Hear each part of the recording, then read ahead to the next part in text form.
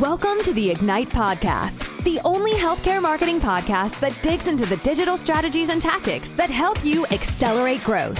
Each week, Cardinals experts explore innovative ways to build your digital presence and attract more patients. Buckle up for another episode of Ignite.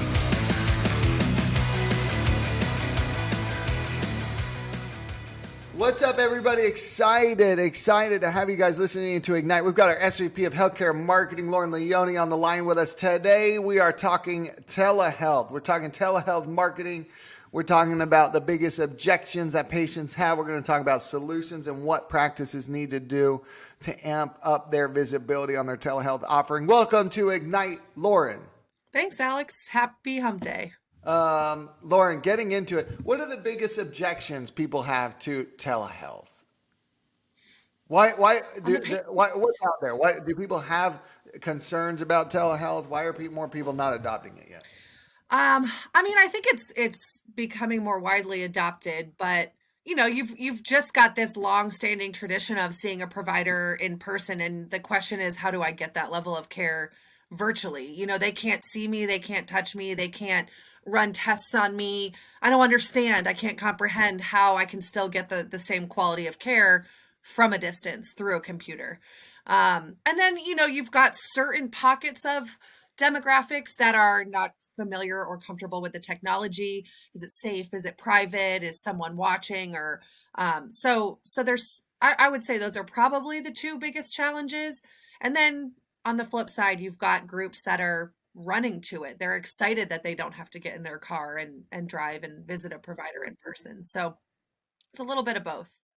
Yeah, Doc ASAP put out a poll 2021. They found 44% of people would prefer to receive care both in person and via telehealth. So nearly half of the people out there want the option. I think that's what post-COVID is going to be all about. Hybrid everywhere, hybrid work environment, hybrid school, hybrid care is going to be so important. 40% of people would switch providers based on availability for both telehealth and in-person care. You got to have every option.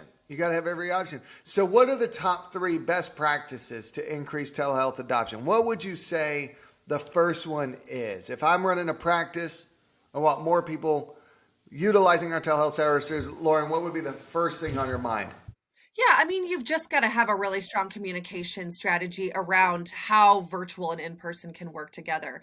So you think about an initial consult, right? If you're going to have a quick 15-minute chat with someone about getting LASIK surgery, is it the right fit for them? Or is your practice the right fit for, your upcoming shoulder surgery? Those conversations can be had virtually. I don't need to drive 45 minutes, sit in a waiting room, to meet you. I can get, a feel for your bedside manner and what your practice is all about. But help them understand that there is still going to be a portion of care that is going to be in person. It's not going to impact your overall experience. You're still going to get the great outcomes. So a communication strategy about how they work together, I think, is what patients are still needing to wrap their head around.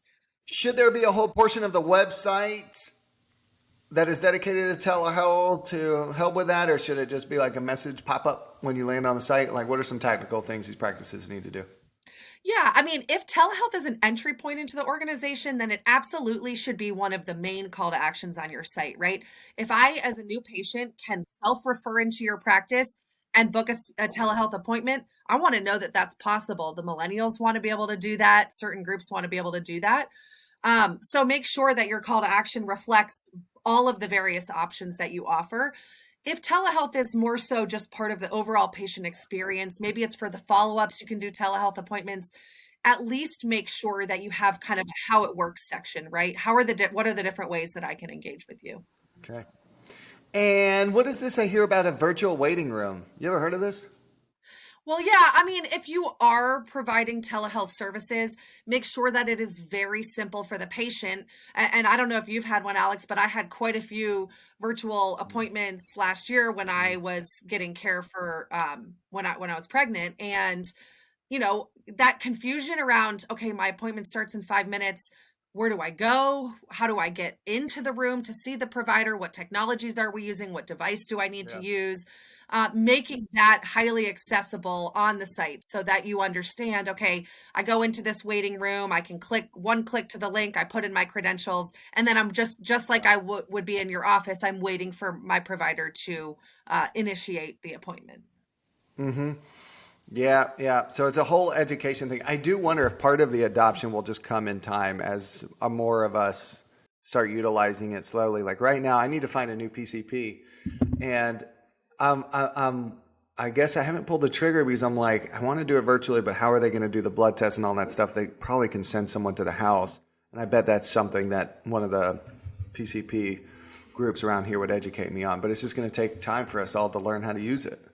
Yeah, I mean, I think that's the hybrid model. There are some things that simply cannot or should not be done at home, right? Maybe you'll have your appointment and get all of the upfront work done, and then you'll come in for a much shorter, quicker, more convenient appointment just to do some of the physical checkup work, right? But having a conversation with you about your behaviors, your exercise, your family history, that can be done virtually.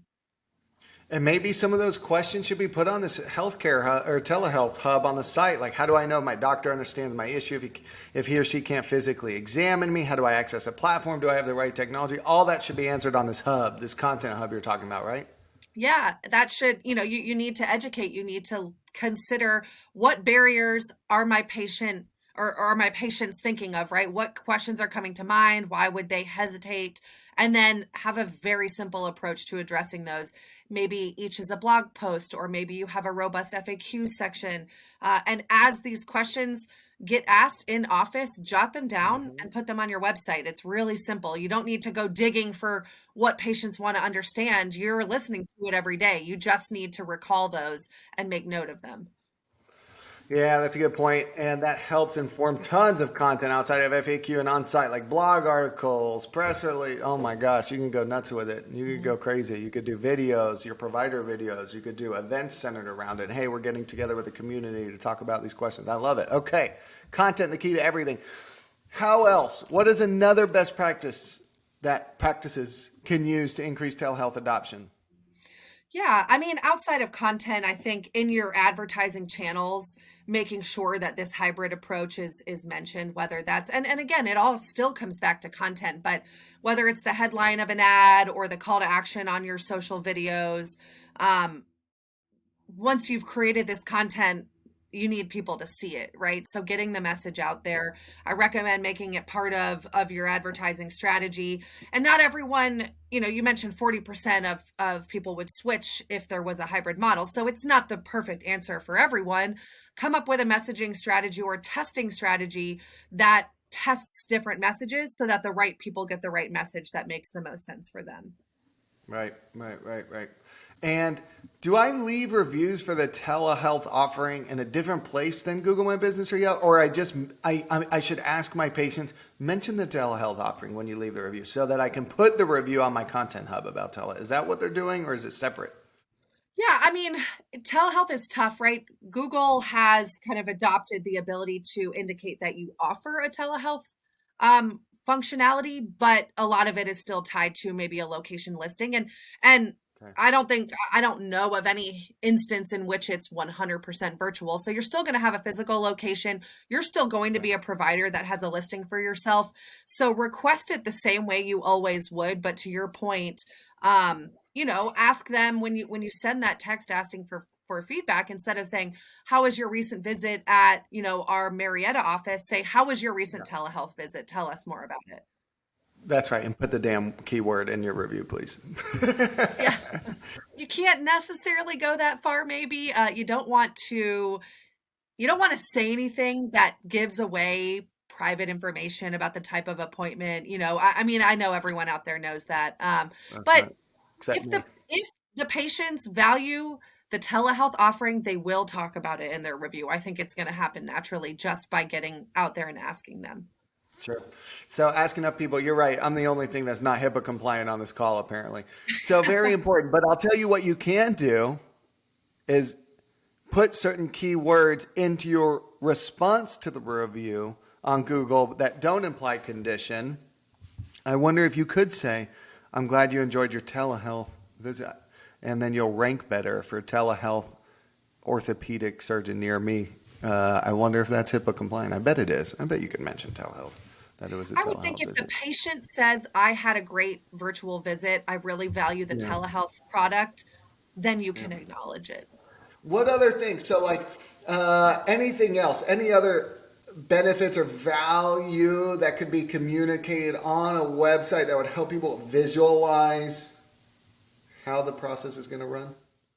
Yeah, I mean, we have a lot of clients who are now putting out video content.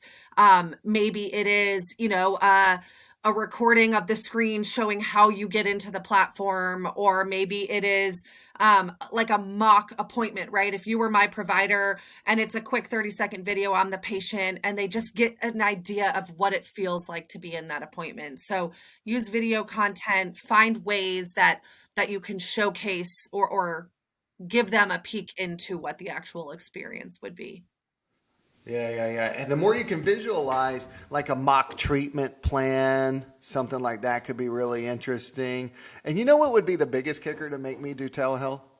Is I go to book an appointment or send a request form and say, instead of calling, instead of waiting for us to get back to you via email, these are the appointment times that you can have, and you can be seen in 30 minutes virtually, or you can wait for your appointment in 3 days, and you know you're going to be in our waiting room for 2 hours. That'll get some adoption.